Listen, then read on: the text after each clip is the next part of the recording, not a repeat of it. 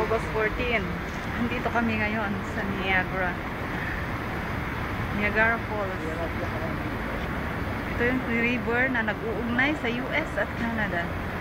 Diyan sa kabilang portion na yan na. Diyan sa may bridge.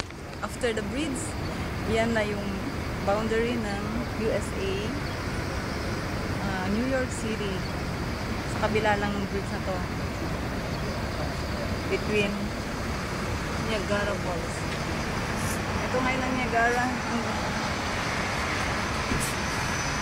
Lalo na sa gabi, iba-ibang kulay. Binibigyan nila ng kulay para magandang tingnan. Dito sa lugar na to, dito na yata parang recreation area ng Canada.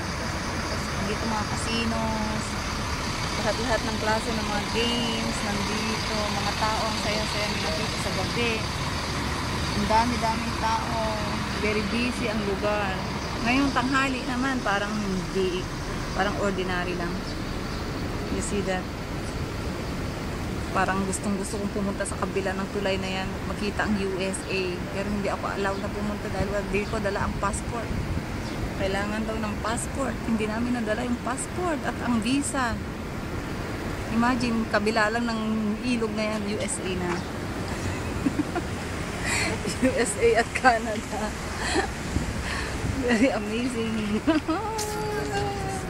Yes, the garden is very nice. Very clean. Ang saya-saya namang tingnan. Lalo na yung dito, ayan ang casino. Casino Tower, Crown Plaza, Niagara Duty Free. Saan ba? Ito naman ang Sheraton Hotel.